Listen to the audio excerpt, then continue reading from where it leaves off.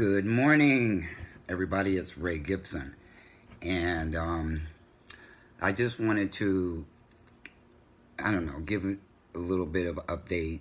I may end up uploading this vlog to both of my channels, and let me tell you what. Oh, look, I, let me tell you why I get a kick out of this. Out of that is as controversial as the Black Panther movie is worldwide, but especially in the United States, um, come to find out, even to this day, right now, um, it's scaring the hell out of people who are not black. So, and I find that funny because although it's just a movie, it has ignited the black community around the world, the diasporas around the world who are melanin, who were originally Moors in Africa before we got over here, before we ended up over here. It's moving us, but it's scaring the heck out of everybody else. And so me doing the Black Panther salute is maybe my way of mocking how silly it is to be afraid of a movie that is moving tons of us, because all of our lives we've never seen a movie like that black superheroes that look like us. So yeah, I'm kind of mocking the establishment, or as they call them in the movie, colonizers, because it's so, the whole thing is just so silly that that's even happening. Anyway, I mentioned a lot in my last vlog that that I was going to expose my other channel to this channel. And sometime maybe a week or two ago, maybe even a little longer than that. No, okay, not as long as that. I decided to take the link out of the description of that vlog. Because I realized something. Me being a computer nerd, writing a book, and I think I'm a gifted writer, at least that's what I've been told, but I'm not a professional writer, and I'm not a journalist, and I don't know anything about that world. It's like learning another language, or it's like moving to another country when you've spent most of your life in one industry and then boom, you switch to another. It is a huge learning curve to navigate the literary world. And I don't have because I've it would have been probably easier. I wouldn't say easier, but I think I would have been able to draw more resources to me as a lesbian. When I thought that's what I was, it would have been easier than doing it as a transgender black man. I cannot open up people's heads and see what they're thinking, but I can feel what they're thinking, just based on the responses that I'm getting in that new world that I'm traveling in, that I'm having to learn about.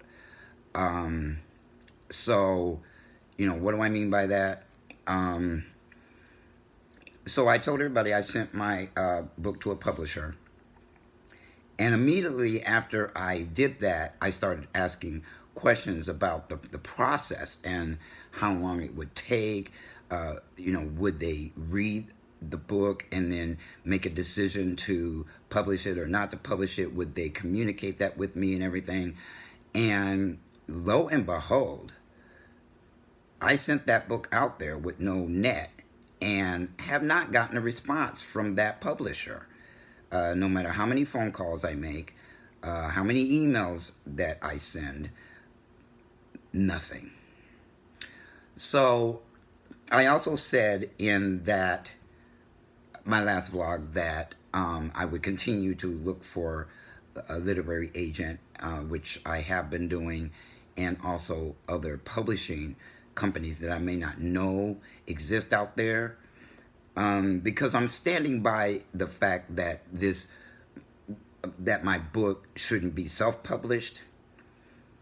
I may change my mind. Heck, look, I've already changed my mind about several things that I'm doing, including exposing my other channel to this channel. Because I have a feeling, and it's just a gut instinct, that exposing that other channel may have hurt my chances of, when the media looks at this one, to start making judgments about the content that they see on the other one. And it tells a lot of my story, but not in gory detail. But, human beings are selective. They listen selectively. They see selectively. They think selectively. So I've got to make very, very sure that people don't go and see these little snapshots and then make a gross decision based on them little snapshots they see, the little snapshots of judgments that they make in their head about who they think I am and the power that I am, and then decide, well, we pretty much heard everything, so we'll make a decision based on that. Oh, no. No way have you heard everything. I've lived 60 years. So, my book 1 currently is something like 104 pages, I think. And book 2 is probably going to be even longer than that, because the richness of how I came to be who I am today is contained in the second book. The first book, I was just finding my way. I was growing up. I was becoming an adult. I was doing many things and around my growth. But in the second book, they're going to see how all of that stuff earned me a 6-figure income, how I dealt with the death of my mother, how I dealt with the rise, that the changes that I made in my career, relationships that I have been in. I got married when it was not legal to be married to a same-sex person. I took her to Hawaii and I married her in Hawaii. And I was only married to her for a year. But, I've just got, my story is amazing and it's sad. You're gonna experience the whole gamut of human emotions when you read my book. It isn't just all about being fun.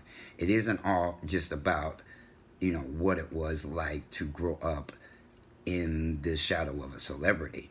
That's what happened in the beginning. And I've had periods of time throughout my life where it did come into play, but for the most part, it didn't. I did not use my name to get much of anything, which is showing up now and biting me in the ass. I almost wish that I had done that sooner, because then I'd have some resources in my pocket today as a black transgender man, who we as black transgender men are kind of invisible in society. Not very many people are taking us seriously. We're not written about very much. If we are, it's because of our efforts to do so, not because the public is running around trying to find out why, number one, a lot of them are invisible, and number two, I just lost my train of thought. I forgot what number two was. First we're invisible, and number two, nobody really cares what's going on with trans men. I'm finding out just yesterday that a lot of black transgender men still feel, and it may be true, that people don't know we exist because the media is chasing trans women around, be they white or black or Asian or Hispanic or American Indian. For some reason that we don't quite understand yet, they are shining the light on them and not us. So we literally have to barge our way into society to say, hey, we're here. We were there when they came to rise. Not as known as transgender, but known as transsexuals. And before that, they thought they were transvestites. Some were drag queens. And then there were some that were legitimately drag queens and transvestites. They weren't transgender. So we've been here all of this time, including trans men. But the media doesn't know this. The media isn't focused on transgender men. So this just brings me to how elusive the industry is right now, and why I'm having a hard time finding the needle in the haystack to get this book published, to get book one published, or in the editing process at least, so that I can get it out to you people. For the last 2.5 years, people have been saying, you need to write a book, without realizing that I was writing one when they said that. But I got behind, I got caught up in a lot of things. I allowed myself to get distracted. And then just life happened. And I thought originally that it would take me 1 year to write my entire story from scratch. That's what I thought. And then when I began to write, I realized how difficult making that deadline was going to be, because I had to start from scratch. My original book got stolen from a computer that I had it on in 2002, I think. I had been writing since I was 23 years old. I had been writing my story. And in 2002, I'm trying to do the math real quick in my head. In 2002, I was 45 years old, I think. So from the time I was 23 until I was 45, I had been writing on and off all of those years, and the entire thing was on a computer, and I was living in a really messed up motel in my hometown, Omaha, Nebraska. And I'll just tell this story, that I had lived in that little room. I fled from living with a family member, and I moved into that motel, and it was seedy. Man, there were drive-by shootings at night. There were times when I would hear that and I would hit the floor. And I was on the second level of that motel. It was only 2 levels, but I was on the second level. It was Ramada Inn. And there were drug dealers and pushers and prostitutes and addicts and alcoholics. Everybody was in this motel. And I was afraid to leave my room. The only time I left was to go across the street and get something to eat and come back. Because I didn't trust anything that was going on around there. And so I had been there for like 3 weeks and my laundry was piling up. And I said, I'm going to have to leave for a while. I don't want to, and I'm by myself. I didn't know anybody in there. And the only people who actually saw me move into that room were the employees of that motel. So I didn't want to leave the room for any long stretch and periods of time, but I had to get my clothes clean because they were just piling up and I didn't have anything but dirty clothes to wear. So I packed up all my stuff, all the clothes I needed to wash, and I went to my father's house. And it took all day to do my laundry, and then I stayed and ate dinner with him and his wife. And then went back to that motel. And when I got there, the door was ajar. And I just pushed it open. I didn't have to use the key because it was open. And I could hear outside of the door beep, beep, beep, beep, beeping. Which I knew what that sound was, but I didn't quite know what was going on until I opened the door and went inside. They had stolen my computer, all the peripherals. I had some toys, joystick and some other, pieces of equipment to that computer. They had stolen everything. They stole my Palm Pilot, they stole my jewelry, and they stole my mother's urn. They yanked, the beep, beep, beeping were my UPS boxes. I had 2 of them. They're called universal power supplies, which I plugged all my equipment into so that if there was a power surge or a blackout or a brownout, my computer wouldn't be short-circuited by any of that, Mother Nature. Both of my UPS boxes were in the bed because when you just yank them out of the wall or whatnot, they start beeping as the battery dies. And they were dumped on the bed and everything else was gone. They left my clothes, didn't touch I had everything in that room. They didn't touch any of the suitcases with clothes in them or any of that stuff. They just took all the valuables that they thought I had in there, including my mother's urn, which was a very, very nice urn. It was a oak wood box with a smoke glass with a poem or a prayer on the front of that box. And they thought, I don't know what they thought was inside of it, but they took that too. And you know what? That devastated me almost more than anything else they took, including my computer. They took my mom.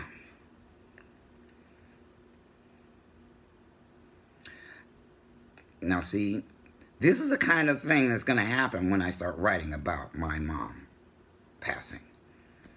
Is I'm going to get lost and caught up in the emotions because I forget why I even told that story right now. Because I'm feeling it. I'm feeling her. I'm feeling her loss. I'm feeling the loss of her ashes.